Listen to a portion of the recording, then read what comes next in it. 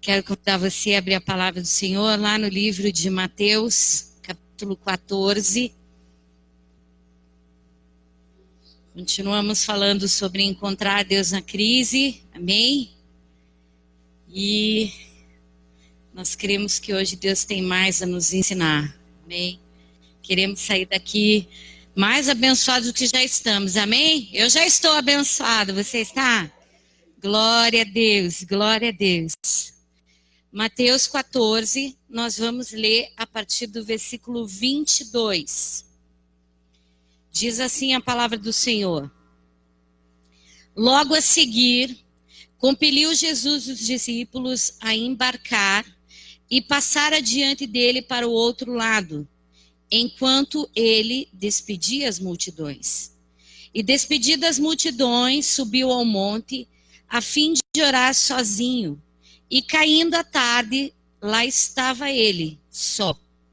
Entretanto, o barco já estava longe, a muitos estádios da terra, açoitado pelas ondas, porque o vento lhes era contrário. Na quarta vigília da noite, foi Jesus ter com eles, andando por sobre o mar. E os discípulos, ao verem-no andando sobre as águas, ficaram aterrados e exclamaram: é um fantasma!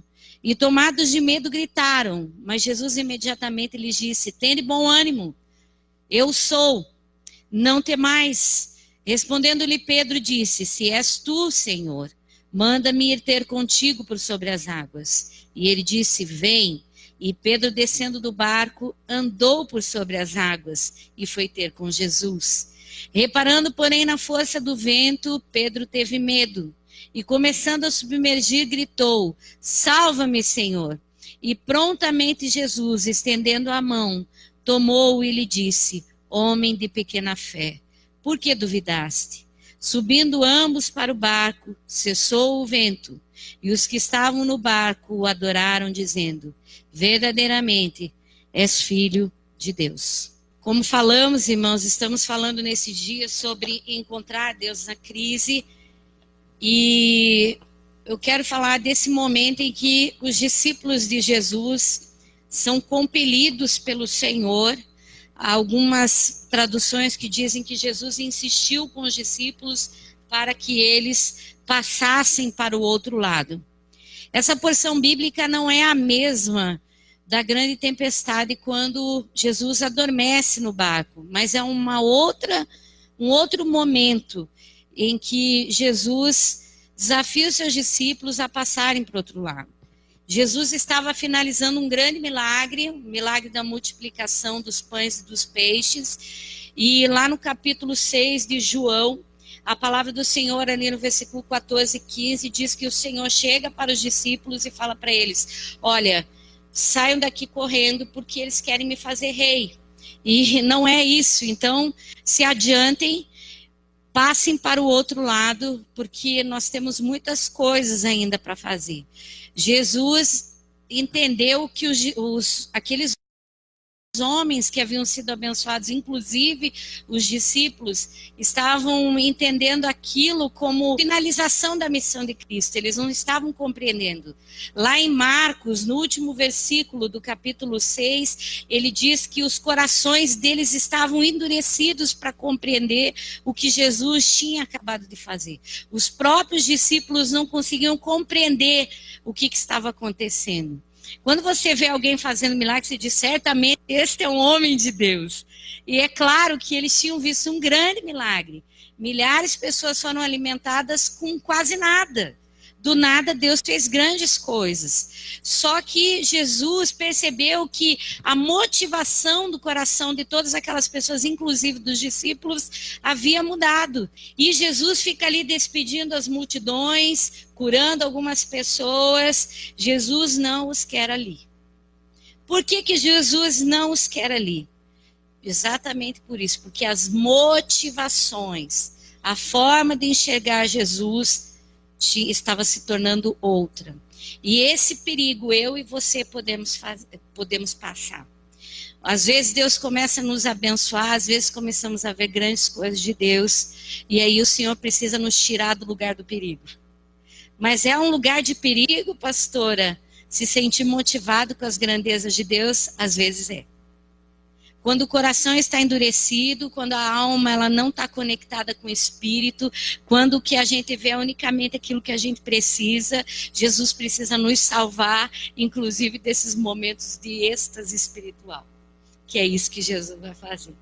E aí o texto fala que Jesus os compele para os levar à verdadeira realidade de Deus. Ele vê algo perigoso. As pessoas querem tirar o foco do seu propósito. Qual era o propósito de Jesus? Dar pão e dar peixe para os homens? Não. O propósito de Jesus era salvar. E de repente ele vê um grupo querendo fazer de Jesus um rei. Ele diz, epa, eles não estão entendendo, ninguém está entendendo. Jesus, então, que estava ali para estabelecer o reino espiritual, começa a perceber que o ambiente e os pensamentos começam a formar um Jesus falso. Você diz, isso acontece hoje, pastor? Opa, claro que sim. Quantas pessoas vêm motivadas para a igreja pelo que Jesus pode fazer? Não pelo que Jesus é.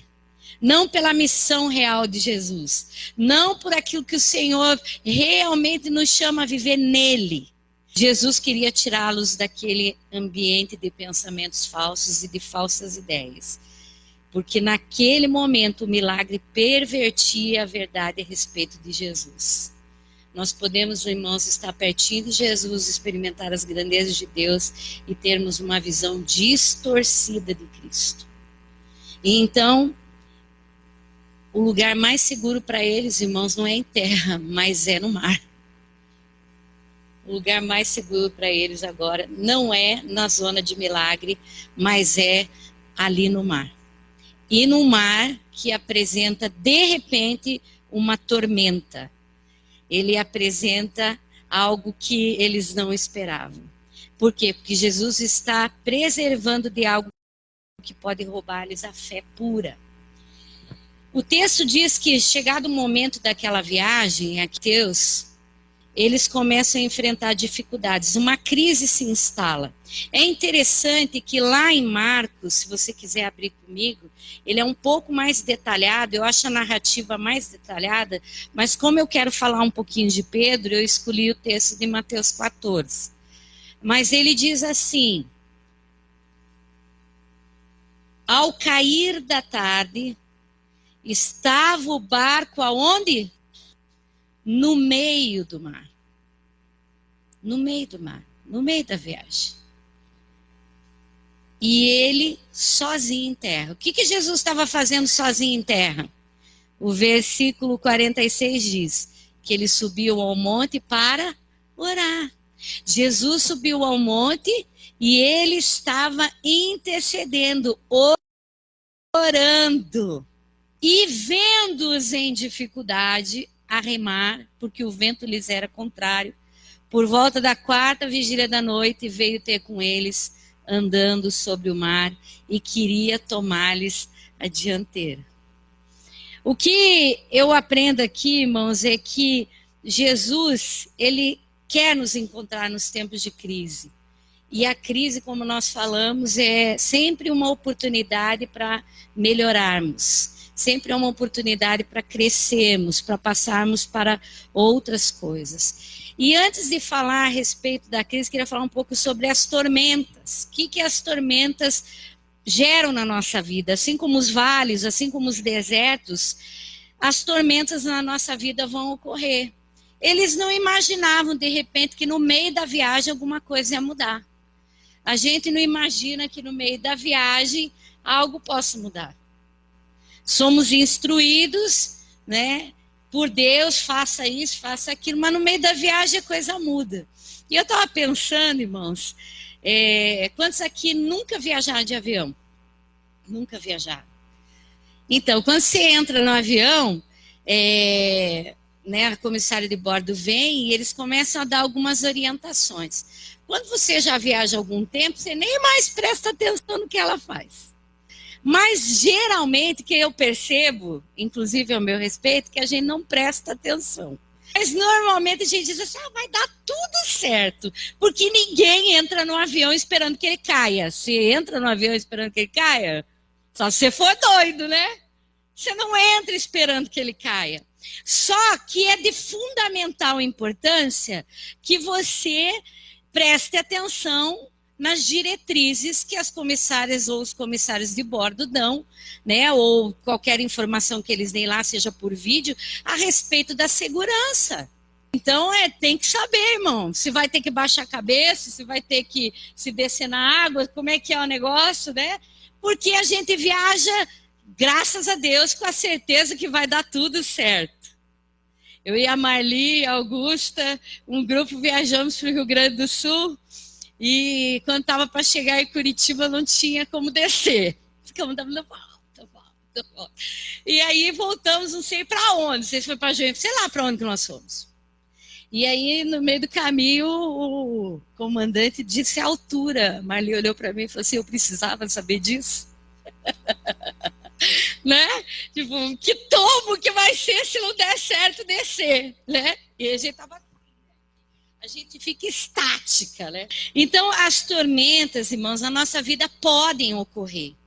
E nós precisamos prestar atenção nas instruções de Deus por toda a nossa vida. A gente fica tão acostumada com os processos, com as circunstâncias, que a gente acha que não vale mais a pena prestar atenção naquele que tem a voz de comando. Que não vale mais a pena ouvir algumas orientações ou prestar atenção. Porque na hora do pânico, irmãos, nós mudamos muito. Tormentas vão ocorrer. Segunda coisa, as tormentas podem durar horas. A palavra do Senhor diz que, tendo Jesus os compelido, eles saíram. E na quarta vigília da noite, a partir das 6 horas, as vigílias eram divididas em 3 horas. Então Jesus estava lá no monte, a Bíblia diz que Jesus os via, vivendo dificuldades. A partir de vamos imaginar, umas 3 da manhã, 6 horas, Jesus falou assim, eu vou descer daqui porque eles não estão aguentando mais. Eles começaram a cansar e eu vou fazer alguma coisa por eles. Tormentas podem durar horas, irmãos. Tormenta tem um tempo, assim como o deserto tem um tempo, assim como o vale tem um tempo, tempestades tem um tempo. Essa tempestade que está caindo nos Estados Unidos, esse furacão, diz que ele tem 10 dias para estar acontecendo, né? E com chuvas torrenciais, então se imagina os prejuízos. E eles estavam já se preparando há dias para receber esse tufão. As tormentas, irmãos, elas nos levam a lugares que nós não queremos ir. Nós dizemos, eu não queria viver isso, eu não queria estar nesse lugar, eu não queria passar por esse momento, né? O texto diz que eles estavam em que lugar? No meio do mar. Quando você está no meio do mar, ou no meio de uma viagem lá no céu, meu irmão, você tem que crer. 10.000 metros de altura, 10.000 pés, não sei quantos metros de altura, você tem que crer, porque se cair... Então, meu irmão, ou você crê ou você não crê, mas você está confiando naquele que comanda. Você está confiando naquele grande avião, nas estatísticas. A gente confia que é o melhor transporte, né? Mas nós sabemos, irmãos, que falhas podem ocorrer. E na vida não é diferente. Tormentas, elas acontecem e elas nos levam para lugares que nós não queremos estar. Você já subiu numa montanha-russa e você não queria ir, ou num brinquedo desses de adrenalina, e que você diz assim, por que é que eu estou aqui agora? Você sobe numa tranquilidade, quando ele chega aqui, ele faz... Aí você diz, eu quero descer! Vocês nunca fizeram isso? Eu já. Não dá mais. Não dá mais. A tormenta... ela é acontece na nossa vida sem que a gente tenha condições de mudar esse quadro. Quando estamos no meio da tormenta, as nossas emoções não são as mesmas, as nossas convicções deixam de ser as mesmas, as nossas forças não são as mesmas, e o pior, como diz o texto, os corações estavam endurecidos, então tinha muita coisa para Jesus trabalhar aqui. Quanta coisa muda quando a coisa se complica, né? As forças se vão, as convicções dizem assim, vai cair, vai cair, vai cair, vai cair. Você nem vai cair. Está passando por uma turbulência, está passando por uma tormenta, está passando por um vendaval, mas vai passar. Mas a gente muda por dentro, a gente não acredita, a gente perde a esperança, a gente perde as nossas convicções, as emoções mudam, a gente fica com medo, a gente fica assustado, a gente perde o ânimo. Mas tormentas também parecem nos revelar que quem controla é ela. A gente diz assim, quem está controlando é a tormenta. Nós não vamos poder fazer absolutamente nada. Aí é nesse momento, irmãos, e por isso que eu lembrei aqui daquelas mensagens e instruções dos comissários de bordo, é que numa turbulência nós precisamos ter na ponta da língua o que fazer, como se comportar, como agir. E o nosso manual, as nossas instruções têm sido dadas dia após dia por homens e mulheres de Deus. Deus sempre está nos alertando. O grande problema é que nós estamos sentados prestando atenção apenas no nosso destino, apenas naquilo que é de fato importante para nós. Às vezes comer, beber, ganhar dinheiro, ficar bem. E a turbulência vem, a tormenta chega. Como é que Jesus encontra os discípulos nas suas crises? A primeira coisa, irmão, Jesus, ele nos encontra lá na sala do trono, porque ele já está lá intercedendo por nós. Como falamos, Jesus olhava eles de longe. Parece um Deus, gosta de ver a gente sofrendo? Não. Tudo que Deus faz é perfeito. Deus sabe o que faz. Mas a Bíblia diz que ele intercede por nós. Ele está diante do Senhor, lá em Hebreus no capítulo 7, diz, ele intercede por nós, em todo o tempo, no santuário, está lá, Jesus vive para interceder por mim e por você, na tormenta ou sem tormenta. Ele está lá, todos os dias, falando o teu nome para Deus. Mas são milhares de nomes, pastora, não importa. O teu é lembrado todos os dias. Ele está lá diante do Senhor. Jesus está vendo tudo.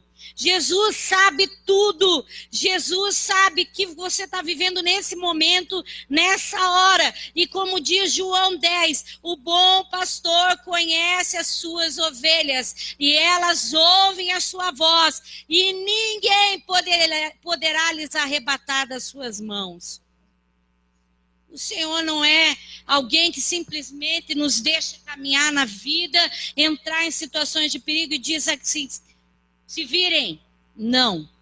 Ele intercede. Ele vê. Ele cuida. Ele fala. E ele nos tira do perigo.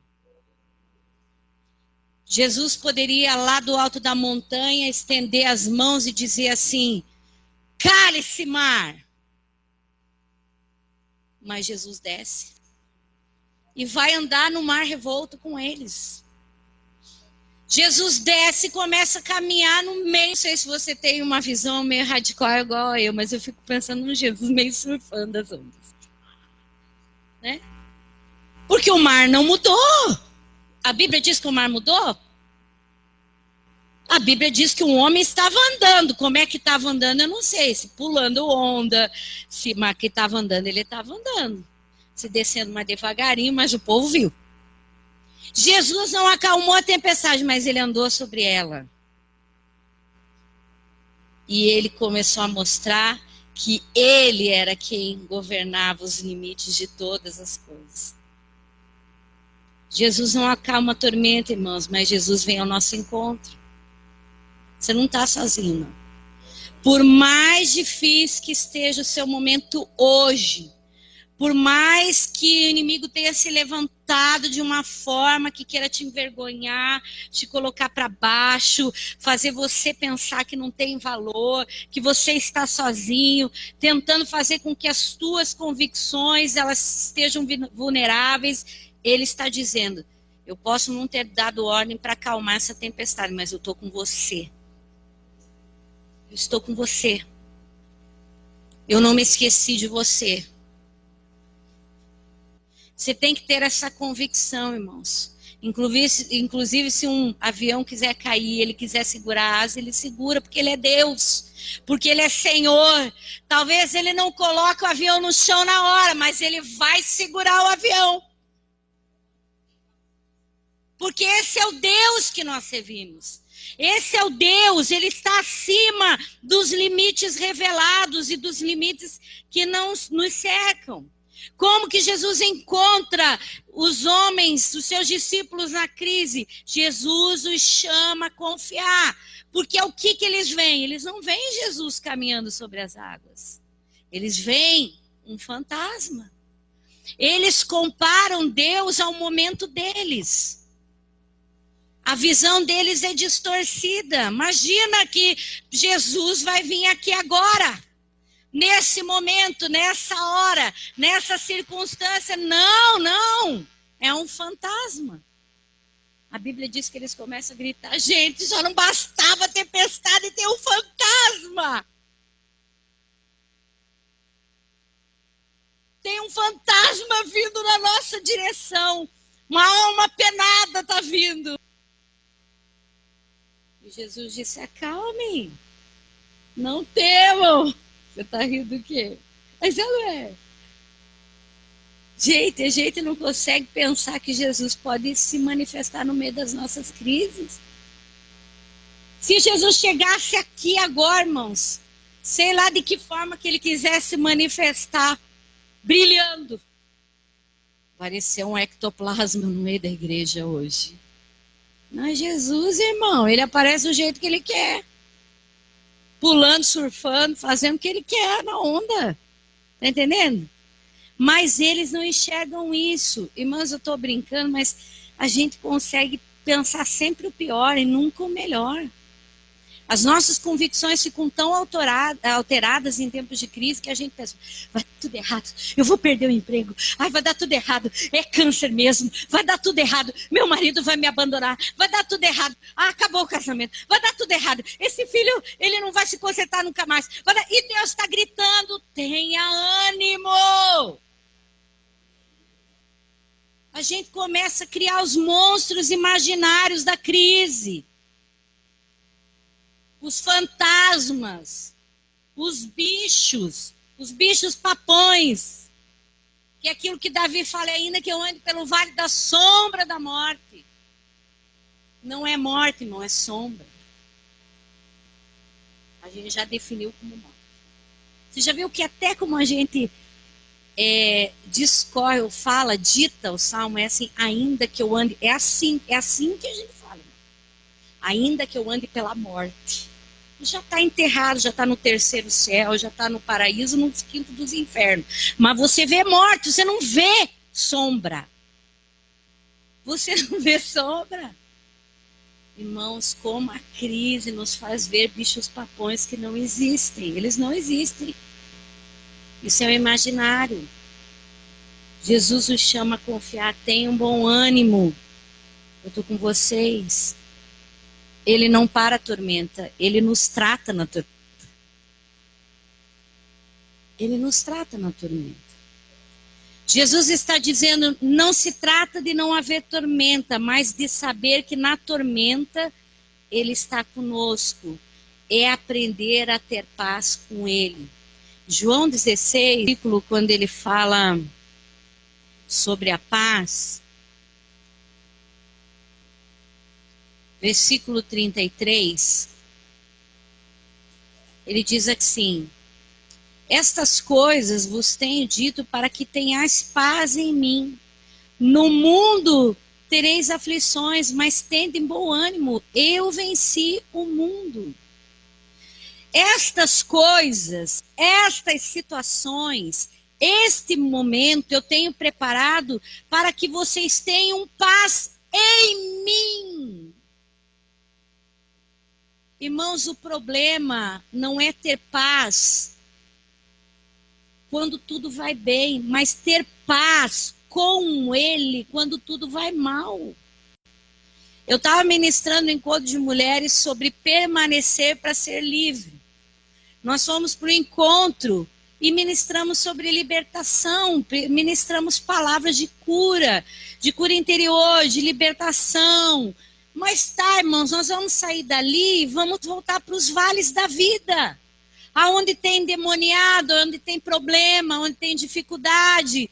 E uma coisa que eu li de um pastor americano, que ele diz o seguinte, que quando permanecer, é você verdadeiramente permanecer para ser discípulo, é você saber que a tua espiritualidade vai se encontrar com a realidade. E a realidade, ela não é...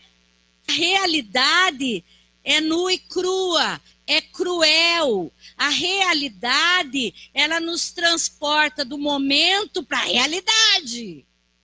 Oh, que óbvio. Pois é, mas parece que a gente esquece. Aí você sai dali, tudo curado, né? A gente vem cantando, a gente vem regozijando. Só que segunda-feira, irmão, tem que pagar o cheque, tem que pagar as contas. Os telefones começam a tocar, o patrão você vai ter que olhar para a cara dele, você vai ter que olhar para os funcionários, você vai ter que ver tudo de novo. Por isso que ele diz, tenham paz em mim, porque se vocês tiverem paz em mim, pode ter uma onda de 30 metros de altura, vocês vão descer ela com segurança. Se permanecerdes em mim, e as minhas palavras permanecerem em vocês, verdadeiramente sereis meus discípulos. Como o apóstolo Paulo fala, lá em Filipenses, aprendi a ser contente em toda e qualquer situação, ser ter, ser não ter. Aprendi, eu estou com algemas nos pés, mas ninguém pode prender o meu espírito. E a igreja é muito frágil, irmãos. A igreja é muito frágil. A igreja é muito inconstante.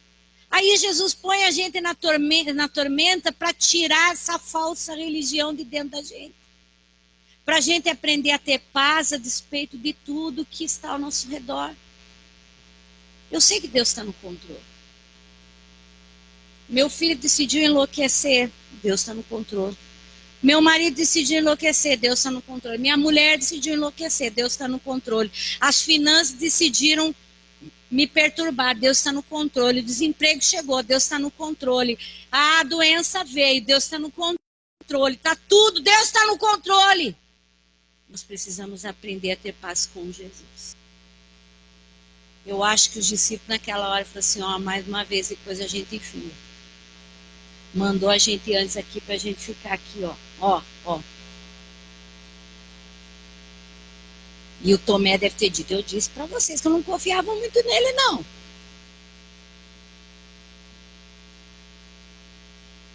E o Pedro devia estar daquele jeito, né? Sabe como é que é um Pedro sanguíneo, né? O João, então, devia estar soltando raio. Porque estavam ali os caras. Coração duro. E Jesus estava surfando nas ondas do mar da vida. Estava chegando. Ei! Sou eu. Jesus. Tem um bom ânimo. Viu? Tá aqui, ó. Ei! Aí o Tomé só acredito vendo. E o Pedro falou, eu vou lá. Porque eu vou Pedro, né? E aí, irmãos, Jesus, ele entra na história, na crise. E aí, às vezes, a gente diz assim, eu só vou ter paz quando Jesus mudar tudo no meu casamento, eu vou ter paz. Eu só vou ter paz quando eu voltar a ter um emprego, aí eu vou ter paz. Eu só vou ter paz quando eu resolver todos os meus problemas, eu vou ter paz. Jesus quer que andemos por Ele e tenhamos paz. Às vezes a gente pensa que Deus ele quer deixar a gente alegre. Não, Jesus quer que a gente tenha uma atitude de alegria. É diferente. A Bíblia diz assim, alegrai-vos o Senhor novamente, vos digo, alegrai-vos. Mas eu não tenho motivo nenhum. Mas a mente faz você sorrir. Porque você não tem motivo nenhum. Você já viu criança, quando ela tá brava, daí você começa a trabalhar com ela tá chorando. Tá chorando, daí você vai, começa... Aí ela tá rindo e tá chorando. Daqui a pouco ela tá rindo, porque você mudou a mentalidade dela, não a emoção dela. Por ela vai chorar 1 hora, mas aí você vai falando assim, não, aí você fica assim, mostrando carinho, aí você brinca com ela. Você sabe, vocês estão entendendo o que eu estou falando? Você vai mudando a mente dela, você vai desconectando ela do problema. É isso que Jesus faz, ele não trata emoção. Ele diz assim, fica alegre agora, Augusta, alegre. Aí a Augusta, não. Ele faz a Augusta pensar, por que tem que ficar alegre? Porque ele está com ela. O Espírito está conectado à mente. A Bíblia diz, renovai a tua mente para que você experimente a boa, perfeita e agradável vontade de Deus. Jesus muda a mente deles. Jesus não trata eles. Ele diga, não tenho medo, porque eu estou aqui. Foque em mim, foque em mim, foque em mim, foque em mim. Ele não fica, eu vou orar para você se sentir melhor. Não, Jesus, ele diz assim, sou eu, tenho um ano, fiquem tranquilos. Muda o pensar. Estou aqui, ó, estou bem pertinho. Quando a nossa mente é renovada, a nossa emoção muda, irmãos. Quando a mente é renovada, a nossa emoção muda. Nas tormentas, geralmente, nós não temos certeza de quem está falando com a gente. O que Pedro fala? Se és tu mesmo que fala comigo, eu quero ir aí também. Porque a gente quer uma prova. Jesus diz que você quer mesmo? Porque a gente fala que só Jesus andou sobre as águas, mas o Pedro também andou, irmãos. Olha que coisa poderosa. E aí a gente aprende uma outra lição tremenda, irmãos. É que a gente pensa que um pouco de fé não resolve nada, mas aqui o que Deus está mostrando é que na crise é melhor um pouco de fé do que nenhuma fé. É melhor um pouquinho de fé do que nenhuma fé. Ai, tô tão fraquinha na fé. Mas que bom, você tem fé ainda? Ótimo, vamos trabalhar nela. Porque a fé grita, a fé questiona, a fé diz, ei, é você mesmo, Senhor. Então me leva até aí. O pior é quando a gente fica indiferente. Oh, Senhor, tu esqueceste de mim, Jesus. Tenha misericórdia de mim, Jesus. E você fica e não faz nada. O Pedro fez. És tu mesmo? Me manda aí contigo. Irmão, ouse. Um pouco de fé é melhor do que fé nenhuma. Um pouco de fé, a Bíblia diz, o grão de mostarda pode fazer o quê? Remover montanha. Acredite no pouco que você tem. Você vai caminhar. Sabe aonde que você vai naufragar? Nesse processo da construção da fé verdadeira, quando você se distrair com o vento, porque ele não parou de soprar. A Bíblia diz que ele não havia parado de soprar. Por isso que a mente tem que ser renovada. Deus está aqui comigo. As contas não foram pagas, o gerente não para de ligar, o filho não mudou, o marido não mudou, a mulher não mudou, as circunstâncias não mudaram, o emprego não veio, mas o foco é Jesus. Aí o Pedro fez assim, ó. O Pedro vacilou. Por que Pedro caminhou? Porque ele ouviu Jesus. Mas quando foi que ele naufragou? Quando ele se distraiu com as ondas do medo. Deixou a emoção governar de novo. Deixe a mente governar, irmãos. Na crise, nunca tire os olhos da pessoa de Jesus. Nunca tire os olhos da pessoa de Jesus. Ter um pouco de fé é muito importante, mas nós precisamos aprender a caminhar em cima daquilo que ele fala. Se ele disse, venha, venha. Pode vir, Júnior. Pode vir. Eu vou me encontrar com você. Gente, deve ter sido sensacional aquele momento. Só Pedro teve essa experiência. Mesmo que ele tenha naufragado, nenhum dos outros teve, irmão. Só Deus faz essas coisas. Só Deus providencia meios da gente caminhar nesses níveis de fé. Ter um pouco de fé, irmãos, é importante. Anote isso aí. Mas precisamos caminhar em cima do que Ele fala. Você está caminhando e Deus está falando, pode vir. Eu uma vez subi em cima de uma árvore na casa da minha avó, uma mexeira, e para descer, irmãos. Não sei quantos pais tiveram essa experiência. Mas o meu pai dizia, pode pular que eu estou segurando. Pode pular que eu estou segurando. E eu dizia, eu vou morrer. Eu vou acabar com a minha vida. E meu pai dizia, eu estou te segurando. Não, eu vou morrer. E ali foi, irmão. Meu pai começou a ficar irritado. Ele falou, Gisele, eu vou subir aí, vou te pegar, nós vamos pular junto. Eu falei, não, eu vou morrer. Pode me deixar aqui que eu quero morrer. E ele esticou a mão. A hora que eu desci, eu falei, nossa, tão pequenininho. Nunca esqueci, sempre vontade de dar uns tapas. Porque a gente, irmãos, a gente tem essa impressão que Deus vai pegar e fazer assim, pule. Não, irmãos, caminhe em cima do que Ele fala. Última coisa, irmãos. Jesus acalma a tempestade quando Ele quer. Sabe quando que Ele acalmou a tempestade? Ele pegou a mão do Pedro, que fez a oração mais rápida da Bíblia. Salva-me! Ó, essa oração foi de todo o coração, que era o tudo ou nada. Às vezes a gente precisa de pouco tempo para orar direito, irmão. Não ora direito, mas daí pouco tempo. Está naufragando mesmo, a gente faz aquelas orações exponenciais, como diz o pastor Jeremias Pereira. Ele fez uma oração exponencial. Salve! Jesus, deixa eu pegar lá. Jesus levantou, foram até o barco, irmão. Foram até o barco. Como eu sou uma pessoa muito imaginativa, eu fico pensando em Jesus olhando para o Pedrão. Acho que te deixa na mão. Quando eles entraram no barco, a Bíblia diz que Jesus falou, oh, homens de pequena fé. E as tormenta, o que aconteceu com ela? Cessou. Sabe quando a tormenta cessa? Quando Ele quer. Quando Ele quis. Quando todo o propósito foi revelado. Sabe por que Jesus levou eles para o outro lado? Tirou eles ali da terra e levou eles para o meio do mar?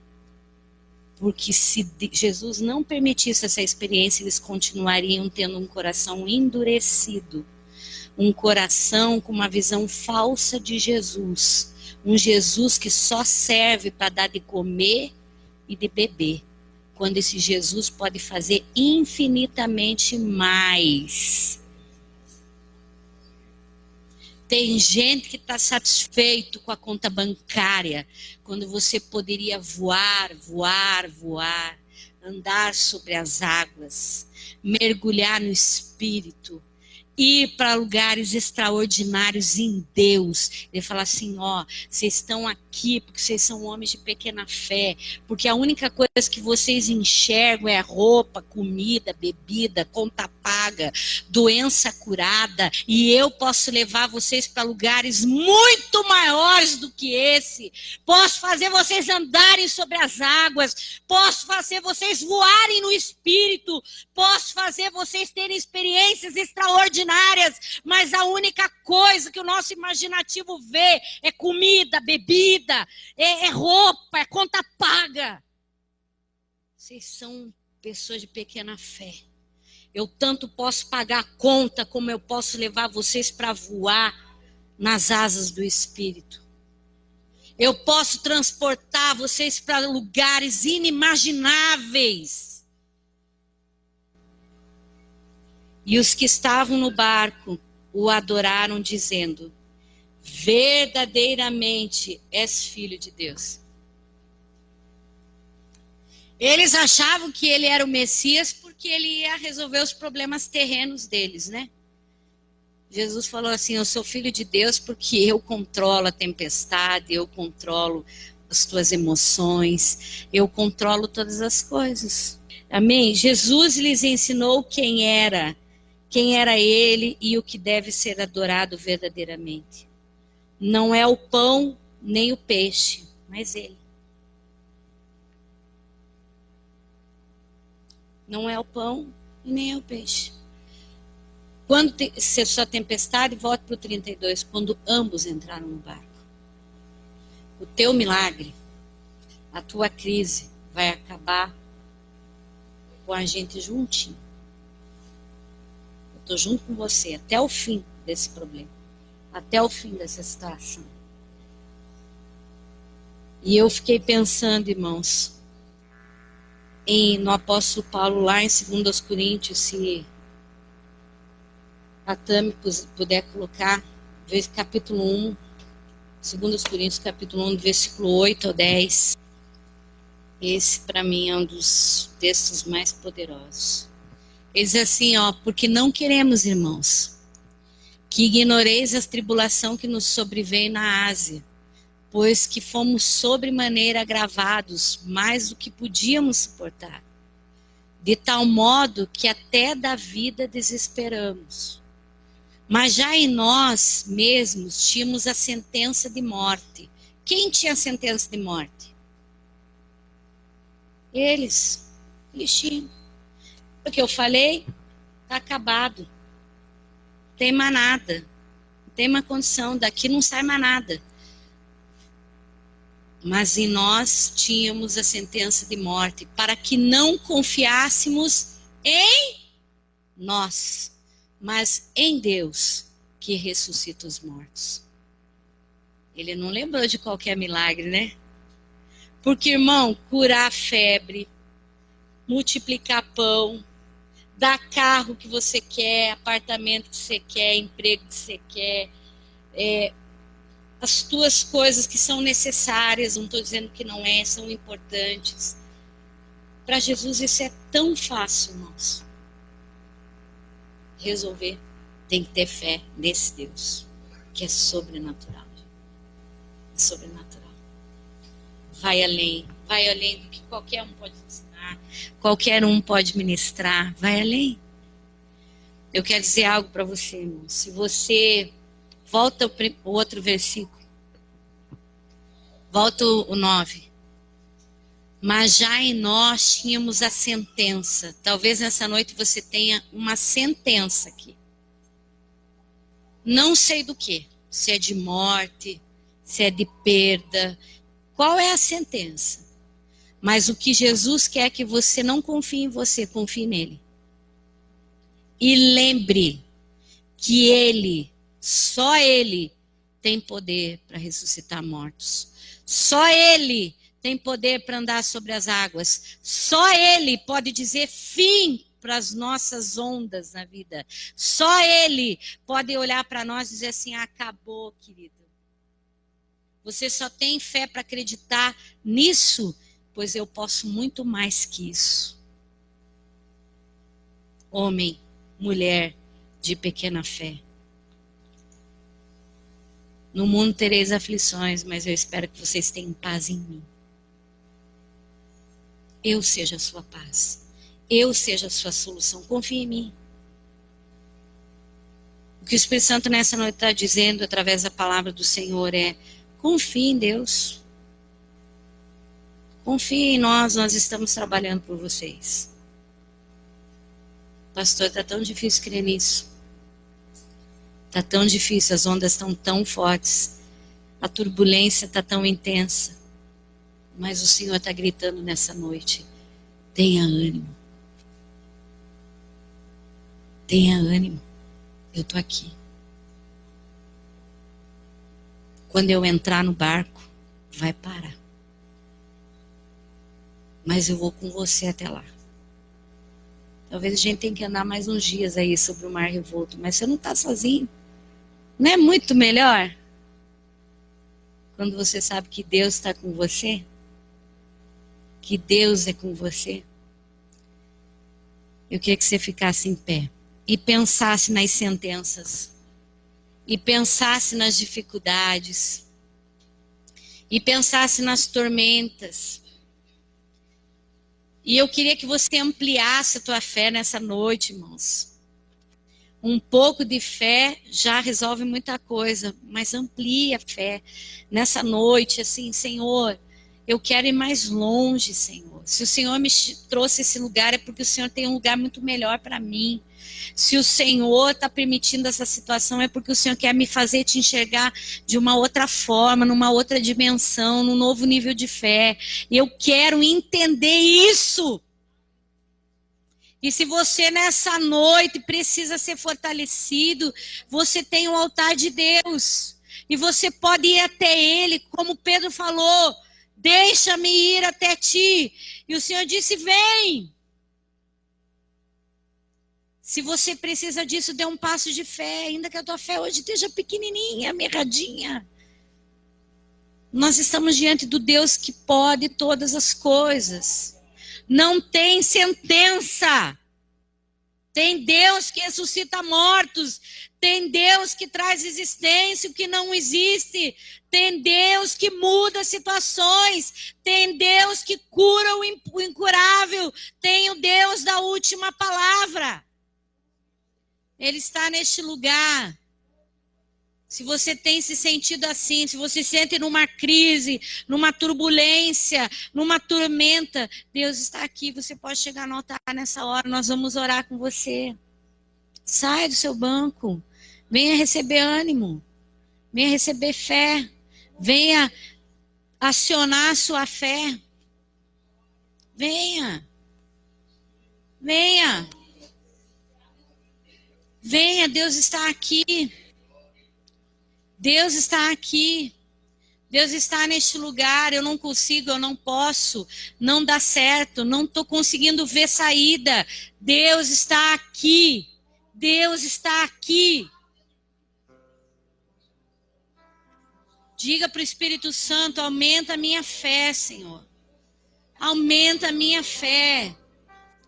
Aumenta nessa crise que eu estou vivendo. Eu quero que a tua fé aumente, Senhor, em mim, Senhor. Fé é um dom de Deus, irmãos. Vai falando com o Senhor. Fale para Ele como você está se sentindo e comece agora a deixar o Senhor mudar a sua mente. Comece agora a deixar o Senhor trabalhar em você, amém? Adore a Deus, irmão. Você que está a Deus, adore a Deus. Adore o Senhor, adore.